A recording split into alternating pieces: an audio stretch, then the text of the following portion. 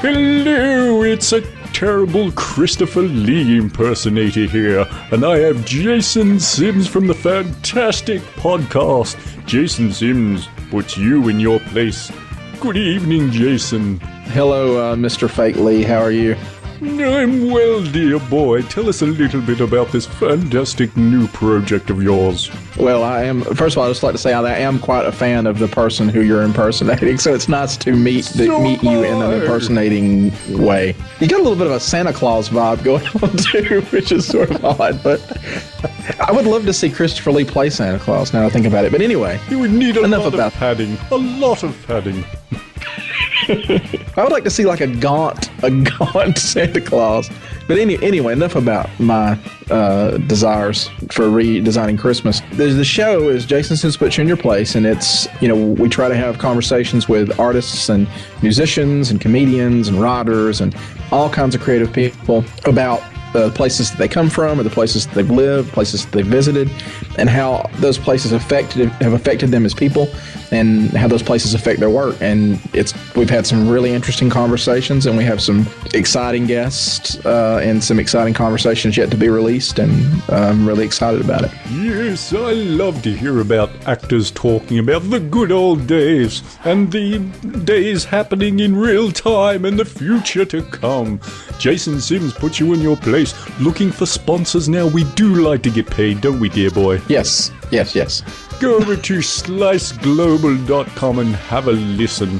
It's well worth your time. And it's very expensive to bring people back, to bring people, to make people inhabit other people's bodies like this. To actually have Christopher Lee come in and possess a person in our studio is very expensive. Yeah, absolutely. I'm off to the netherworld. I'm not dead yet. Well, I'm almost dead. Good night.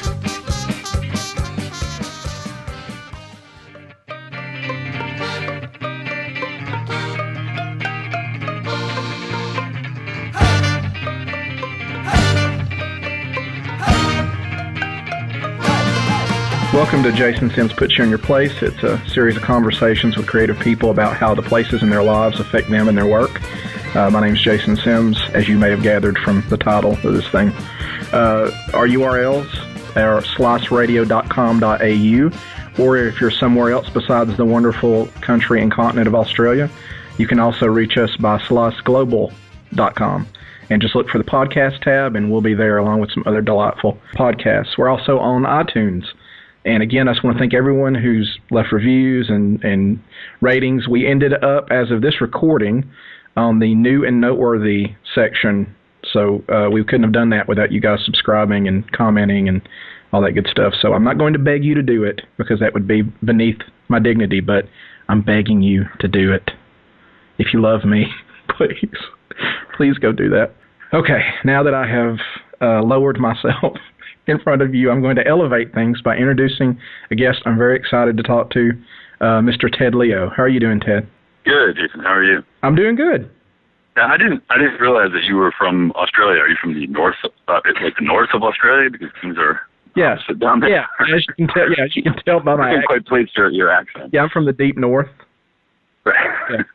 So no, it's just the people who were kind enough to ask me to do this thing are from Australia. So. Right. There you go. So it's an international production. Yeah. Being involved in an international conspiracy. Probably not your first. Oh, no, definitely not my first. So, conspiracy, yeah.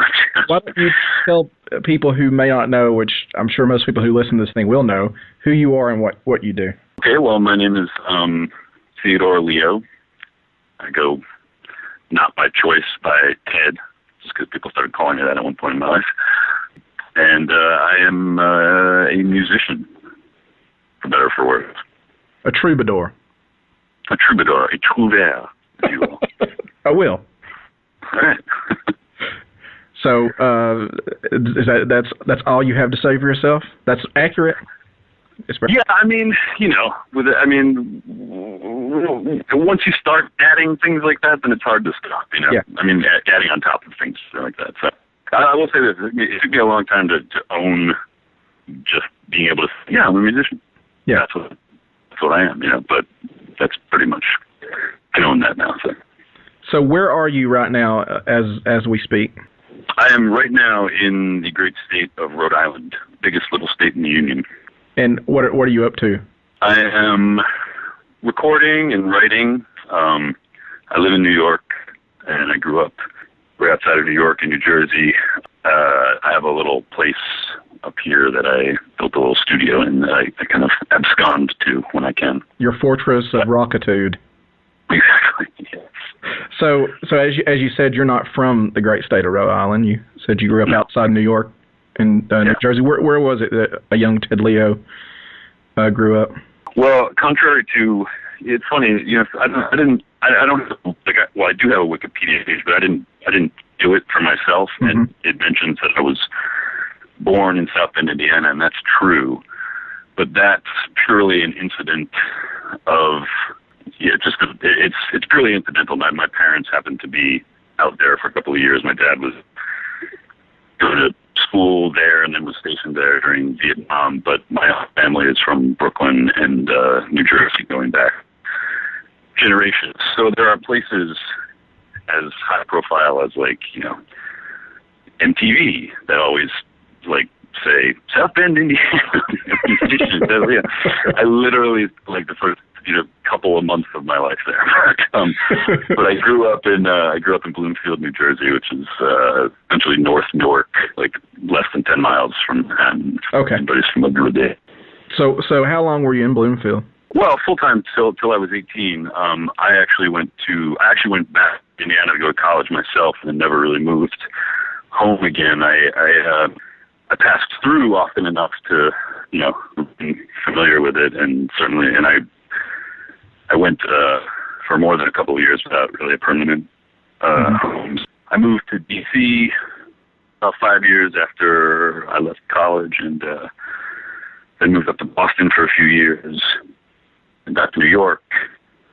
Then I lived in Rhode Island for about 6 years until I moved back to New York a few years ago. I'm going to need to get a map out and a Sharpie. I'm going to have to chart this stuff. It's basically, I have traversed every inch of the Northeast. So Bloomfield, first 18 years, kind of paint a picture for me what your experience of that place was growing up. It was, in retrospect, I think it was a pretty great place to grow up. It was a pretty geriatric town in a lot of ways.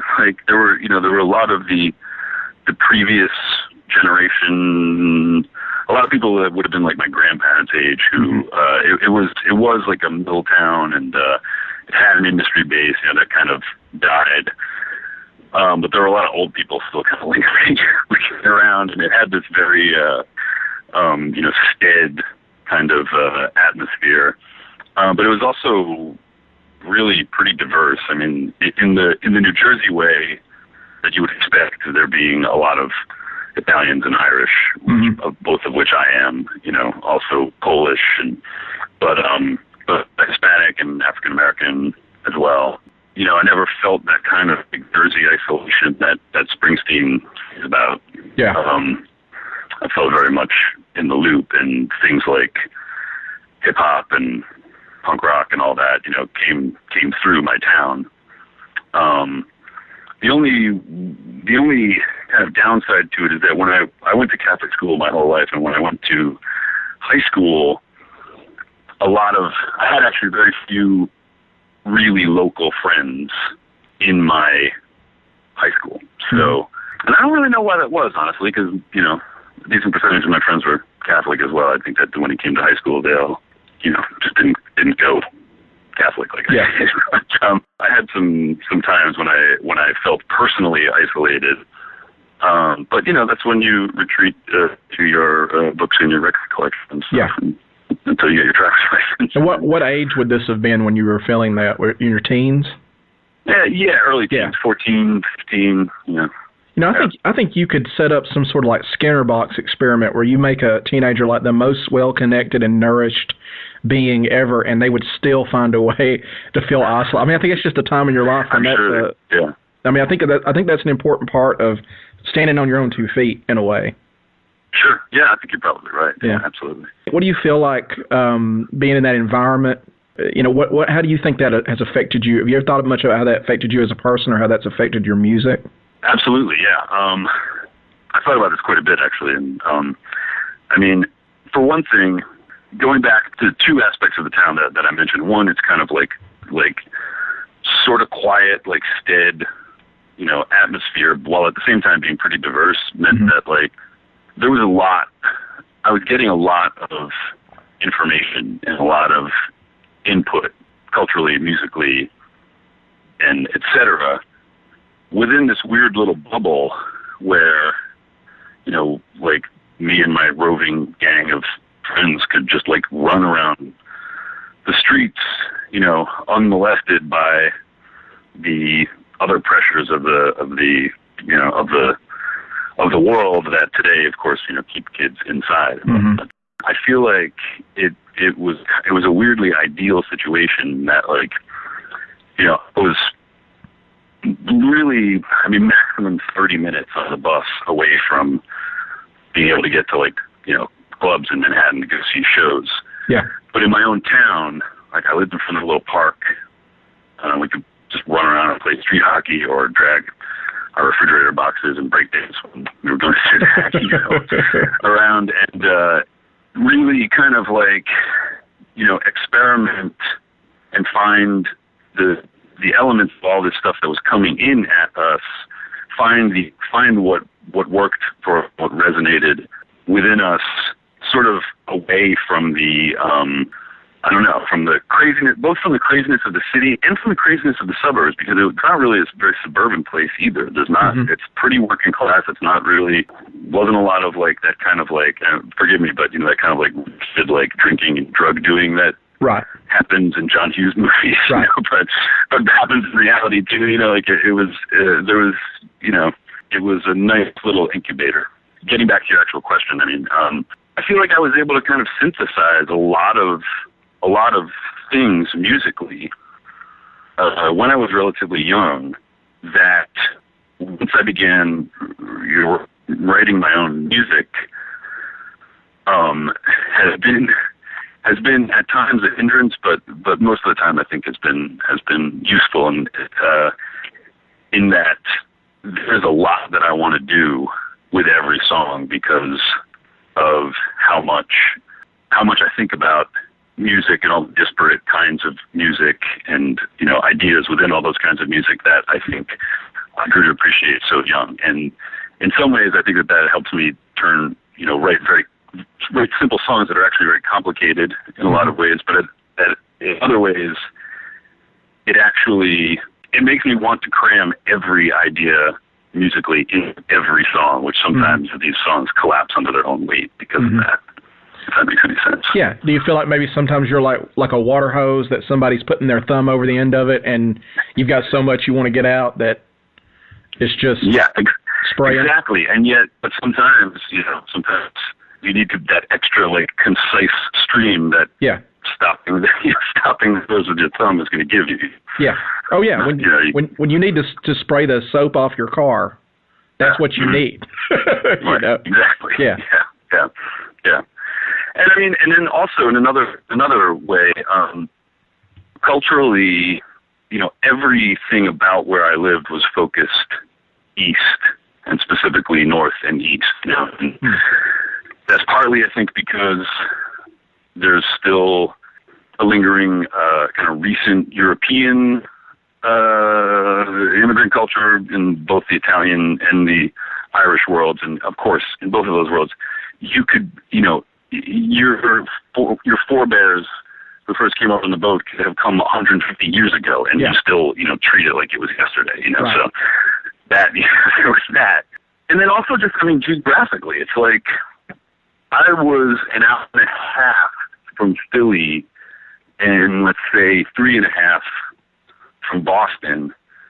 But on any given day, everybody that I knew more about what was going on in Boston than in Philly. Like, Philly was some weird mystery city because it was behind me, Yeah. Your whole, like, when the skyline of Manhattan is to the east of you for your entire life, that's what draws. Yeah.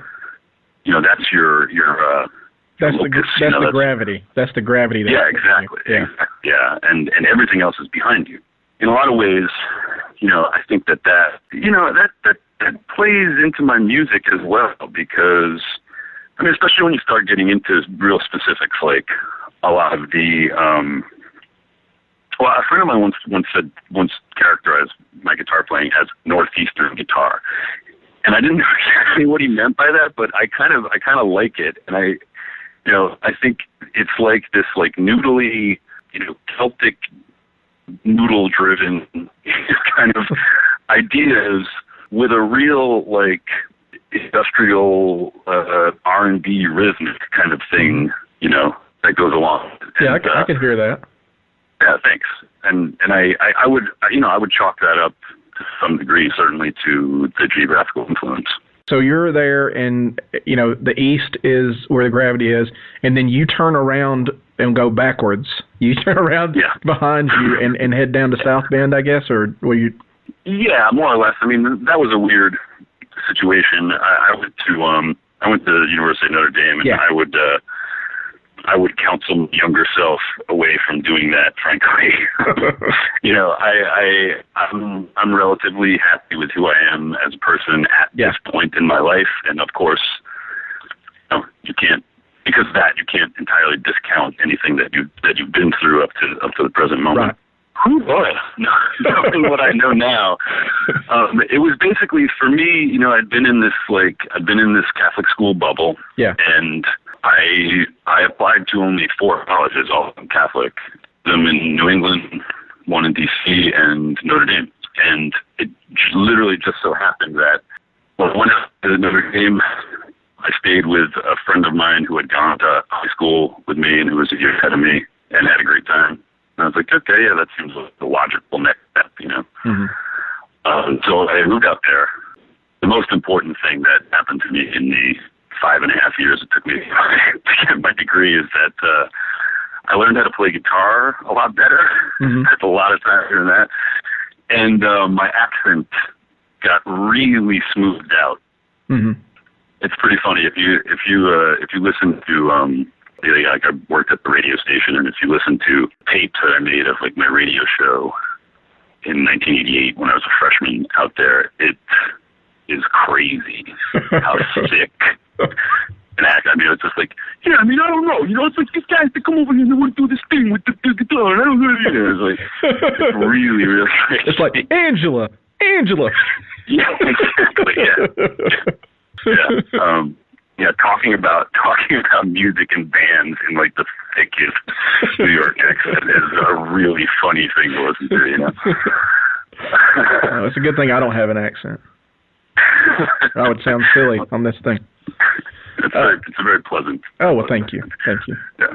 So basically, things did not go as planned, I guess, when you were down there. I didn't really have a plan, honestly. Things did not go as you would have wished them smoothly. Yeah. I was constantly at loggerheads with 90% of every aspect of university life you can imagine. 10% was good. I met some good people. I left for a while. I work to make some money to cover the money that I wasted, and went back and finished up, kind of just to be able to say that I did. And what was your degree in? I was a double major in English and philosophy. I only finished playing. So.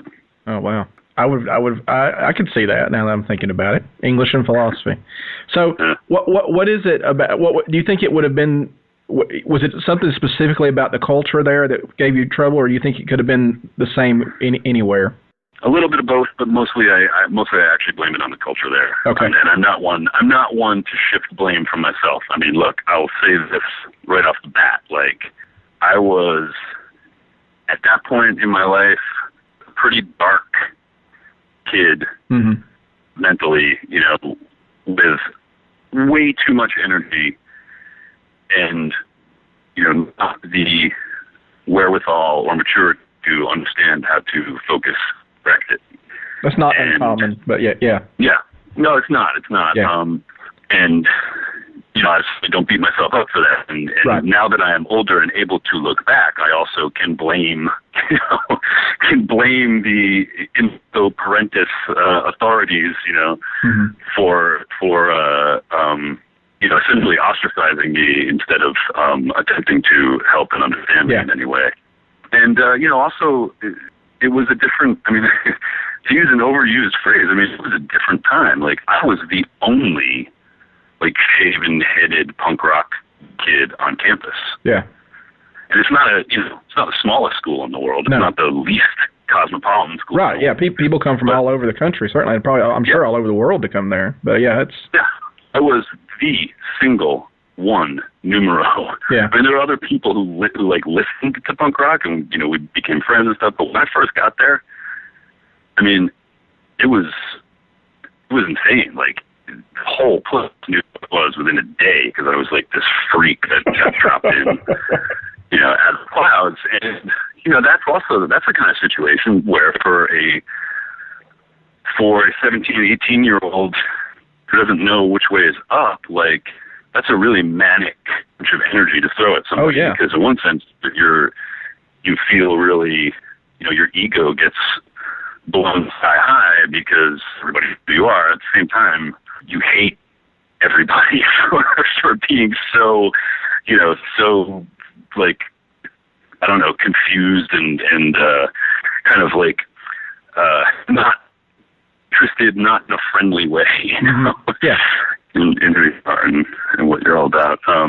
And look, I really began bucking my religious beliefs at that time. Mm-hmm. And the school itself was kind of making a transition from the noble institution of undergrad higher learning that it had been to a national research university with a huge endowment and much more focus on graduate studies and et cetera, and expanding. And I think I fell through the cracks in a lot of ways. I had some terrible professors who treated me like a 5-year-old, and even and that's another kind of thing where, like, when you're a teenager and you think that you're more mature than the people who are supposed to be an authority over you, you lose every shred of respect for the entire institution. Right.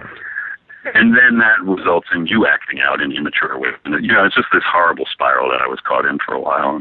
But you survived that. You survived South Bend because you're obviously we're having this conversation. I'm still going on and on about it too. Obviously, I still carry a lot of animus. Well, no, I mean, and that's I don't talk about it very often either. So. Yeah, well, I mean, I appreciate you opening up about it. I mean, do you feel comfortable? Maybe. I mean, I think it's pretty obvious how that affected you as a person. I mean, I think we can hear that. So, I mean, how do you think? Do you think that did anything for your work, for your music, lyrically and musically, that sort of struggle? Probably set me back, honestly, because because everything that I was involved in lyrically, probably, and musically, honestly, was just still so very wrapped up in being outwardly directed at the nefarious powers be, which I have obviously not completely shed my desire to outwardly direct things at, but I feel like if I'd been a little bit more relaxed, if I'd have been able to explore a few other things academically, I might be a more accomplished artist, the capital A, at this point. Sometimes I feel like my kind of crushing need to always be saying something is sometimes a limiting factor on my work.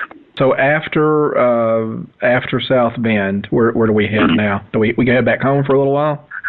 A few months, and then I moved to D.C. That's right. Now D.C. That was a pretty from what I gather is that was a pretty important time for you musically, I guess, right? It was, yeah. I was there at a fantastic time. I mean, what year are we talking? So I moved there in, I guess it was like January of '93. Okay. Something like that. I started playing in this band at Notre Dame called Chisel, which we only later realized was really a terrible band name. That's what led to me using the pharmacist later, because at one point the three of us in Chisel were sitting around like, why did we call ourselves Chisel? It's such a dumb band name. But we had records out, we're doing pretty well. I think so. We're just so where did that name come from? It was actually, we kind of got the idea from this Boys song, the Chisel, and it was more about the idea of like chiseling someone, like scamming them, Yeah. An elaborate scam, a chisel, but it also fit in very well with the 1989, 1990 emerging tool name. Yeah. One name, you got the one word. Yeah, single word. Very, very hard edged kind of word. Right. Yeah, exactly. very angular. Yeah, I see that. Yeah. All right, I'm sorry, I didn't want to. I just, you lamented it so much. I wanted to see maybe if you'd lost a bet. No, it worked. It worked for us for a couple of years. It was only like when we, kind of got to like age 22, we were like 23, that we were like, we should have rethought that. But that's actually what led to the pharmacist, because we were just kicking around band names, and that came up. I was like, man, if I ever have another band, I'm gonna call it. But yeah, so we were on school together in Indiana, and our drummer was from DC. Okay. And we were actually gonna move to Chicago just because it was the nearest big city, and we'd made friends and connections there from being so close to it. Yeah.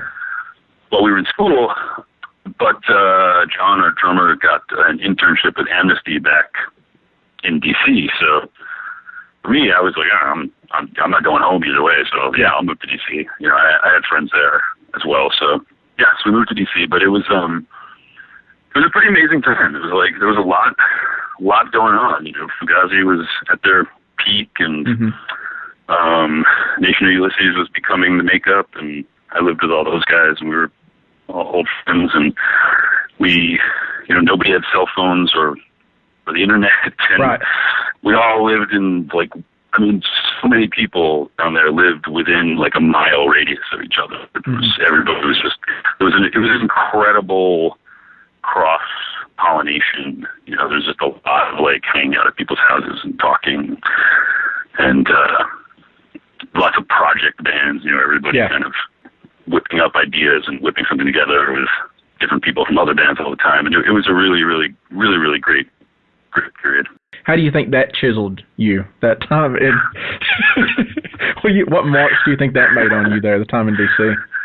Well, I'll say this. I mean, I don't know how this works in other people's lives, but these being immediate like post-collegiate years, I formed some of the friendship bonds that have remained the strongest, in my entire life from that point in time. And I'm trying to think. I mean, geographically, I'm not sure. I mean, DC is interesting in terms of access to the rest of the Eastern Seaboard. Yeah, you can drive to New York or beyond, in a day for a show. Right. But you can also go in the other direction, which you can't necessarily do from New York. You can get to Chapel Hill. Yeah. And, and things like that. So it actually probably made touring in the way that everybody was touring back then, which was a little more off the cuff and a little bit more like, oh, can I get off work this weekend because I can do 5 shows or something, Yeah. It made that pretty easy. Yeah. Which certainly set the pattern, for the next decade of my life of being mostly on the road and not off. So is the character of the place affected by the fact that it seems to me that there would be a lot of people there from elsewhere, people who are coming in to work with the government and nonprofits and stuff like that? Yeah, that's actually an interesting distinction. I mean, you can't really talk about New York in this way because it's so big that the constant influx and outflux of people is almost unnoticeable. But in a smaller place like D.C., or Boston, where I eventually lived for a while too, here's the difference. D.C. it exists to, because the federal government exists. Right. And so there are a lot of colleges as well, but really its reason for existing is the federal government. So that kind of, I don't want to say supersedes, but it kind of, there's something about that infuses most thought that goes on in D.C., but then also it does create a transitory population. I mean, obviously every administration change, people move in and out. You add all the universities into that, and you have a kind of a younger portion of the population that's coming and going. I found a similar thing in Boston because that is, also really like a university-driven city in a lot of ways, Boston, Cambridge. But interestingly, like I feel like really if you're gonna sort of go up the coast and say like, what is DC about? What is New York about? What is Boston about? Government and thought about government is obviously going to be a huge part of what everyone in DC is dealing with. Right. New York, it's how the hell do we live in such an expensive place? It's like you want to think about money and how to get it and what to do with it. And in Boston, it's a little bit more laid back and a little bit more the kind of like university vibe takes over a little bit more. Steve Lambert told me they had excellent ice cream in Boston too. Oh yeah, that's what he said. Yeah. I'm not an aficionado. Obviously, yeah. He also said they had some good like rice-based ice cream or something. I don't know what he was saying. Something like vegan ice cream. I'm sure they do. Yeah. Well, yeah, I haven't always been vegan, but I was born vegan. Well, I was born with celiac disease, so I actually did spend the first couple of years of my life with no wheat or dairy. Yeah. Interestingly.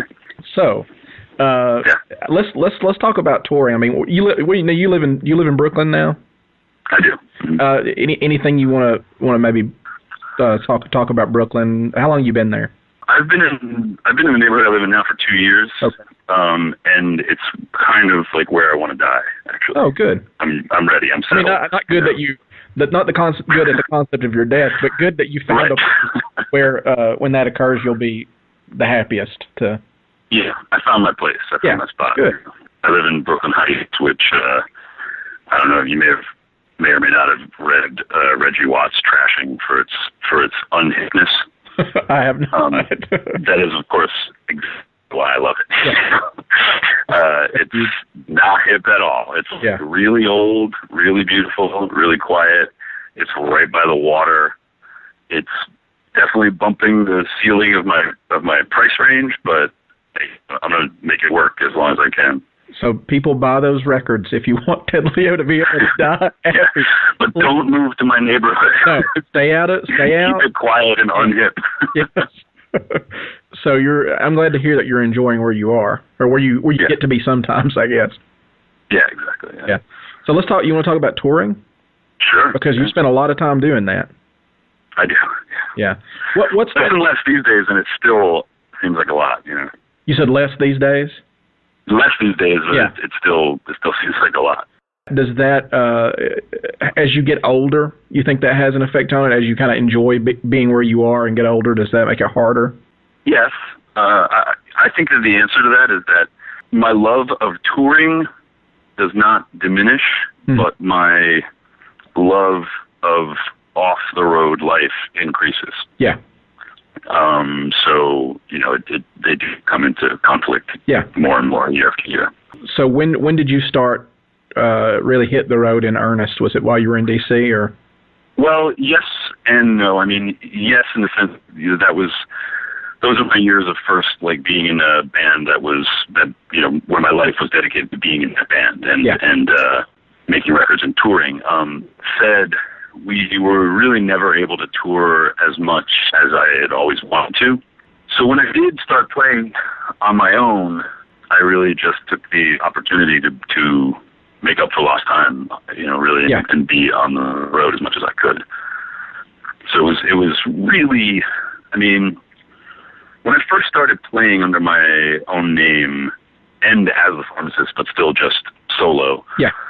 I used to record my own backing tracks and bring a big reel-to-reel tape machine with me and just play along with that. It was, I guess, like 97, 98. No, it started in 97 and really took off in 98. And, I spent, I took every opportunity that I could to be on the road. I didn't really want to be doing much else. Yeah. So what has, I'm trying, I mean, I can't, someone who's been pretty stable in my living arrangements for a long time, I can't, what is that like? What does that do to your sense of place and to your mind to be moving around that often? I'm not sure that I could answer that. I mean, because you don't know any different, I guess, right?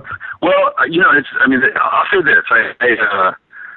I've never felt, I felt settled in many places. When I was in the middle of my stint in D.C. or the middle of my stint in Boston, I wasn't looking to get out. Like I was happy there, and where however long I wound up being there was how long I wound up being there. But I never thought of anywhere but the New York area as my home. Yeah. I always still feel very, very grounded in the Northeast in particular, but I mean, the Northeast generally, but the New York, North Jersey area in particular. So even all that traveling, I mean, I can't say that it really like shook me up in any way. It was more just an opportunity to see and experience, other things and places.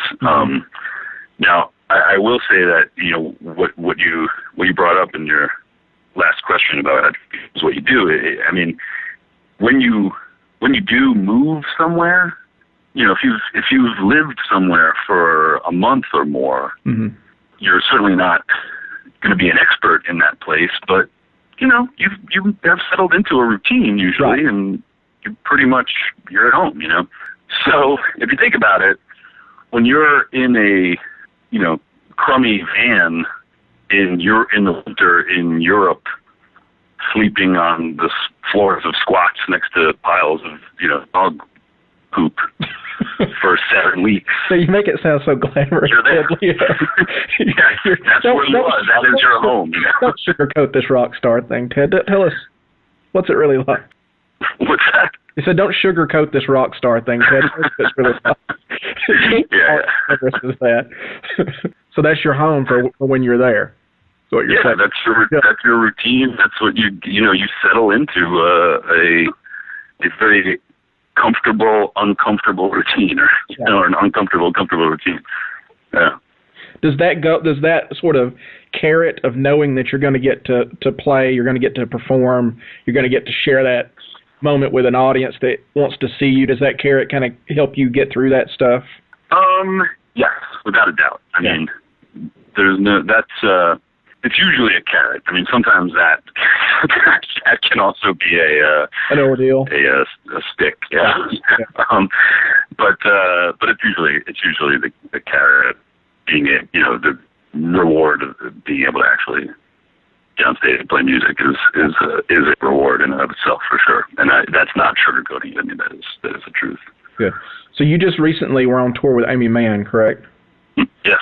Was that any different than your sort of usual situation, or was it? Yeah, in a lot of ways it was. In a lot of ways it wasn't.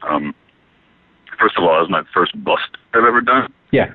And so you've sold out. That's what we're saying, right? Now, yeah, officially. Well, I'm trying to sell out. Nobody's buying, but I'm trying. You are up for bids. The next item up for bids. Exactly. Totally. Yeah, I've. It's the bus is a weird world on tour. I think that there are some people who, are just like locked into it, and some aren't. Amy, of course, has 10 years of doing this on me, and I've been doing it for quite a long time. So, she deserves whatever she wants and gets, in my opinion, at this point on the road. For me, I felt in the past, we pulled up to pretty large clubs that we were headlining. Sometimes we'd pull up somewhere and people would expect us to be in a bus. And of course, we wouldn't be. And some of that's economic. Yeah. It's like I've never been able to make the numbers work on that idea of being in a bus. Other aspects of it have to do just with how I've gotten comfortable touring, which is really our own schedule, being able to arrive when we feel like we need to arrive and leave when we feel like we need to leave, being able to wake up where we want to wake up and, be able to move when we want to move and not be tethered to the schedule of the bus, which arrives in the morning and leaves at night, and doesn't move generally in between. And then there's the fact that you can't defecate on the bus, which a lot of people don't know. Is this a rock and roll rule? Yeah, they know there's a bathroom, and they assume that means comfort, like a hobbit hole. But it doesn't. When you're on the bus, you better be able to hold it, because that is a whole ordeal. The driver is there's all this. If it happens, there are all these contingency things that need to go into effect. Like the bus needs to stop, the thing needs to be cleaned out, the driver needs to get paid extra. This, you know what I mean? So it's and then he also hates you, for the rest of the trip, I assume. So, so that's that's an unwritten rule, and that has literally been one of the major stumbling blocks to me conceiving of being on the bus. Yeah. Because if you're in the I'm a human being with a body. Yeah. If you're in the van, you can just make a pit stop pretty easy. Exactly. Yeah. Yeah. I didn't want people. Or you have more time in the morning, or whatever. I didn't want people to think that you were defecating in your van. That's why I was. I'm like the bus. I'm pretty. I'm sure you know what, I have not. I'm sure that I know people who have stories where it's gotten that bad. Yeah. But not to go on for too long, but I'll tell you this, man. I love the bus now. I'm a total convert after this trip with Amy and crew. It was really, really fun and really comfortable, and I slept really well, and I got on a better schedule with that other thing, Good, I was able to make it work. Yeah. So, and we got to enjoy because you guys were tweeting to each other on the bus, stuff like that, which became a spectator sport for us. I'm glad. Yeah. Well, it was honestly I think that was honestly meant. It was just so dumb that we would be sitting, 5 feet away from each other, tweeting at each other, that it made us laugh, but we appreciated how other people enjoyed it as well. Yeah, the mirth spread out across the nation as you guys were touring. Well, Ted, thank you so much for talking to me. Oh, you're welcome. It's fun. Really do appreciate it. And now is the time when, in deference to decades of broadcast tradition, I allow you, if you have anything that you want to plug whatever it is you want to plug. Well, what's the timing of the release of this? Do you know? I could figure it out if I was smart. I think it's going to be. We're doing one a week now. So, and and I've got about maybe 3 or 4 ahead of you. So it may be a month or so. So that may make it harder on you. I apologize. I'll just say that I'm actually going back out on tour with Amy. Oh, wow. In Europe for the last 2 weeks of January. Okay. And then I'm going to be, during February, I'm going to be hopefully recording my own next new record with my band. And then in March, I'm actually going to be doing some recording with Amy on a new project that we're starting. Well. Yeah. And other than that, not too much else. Is it a concept record about bus tweets?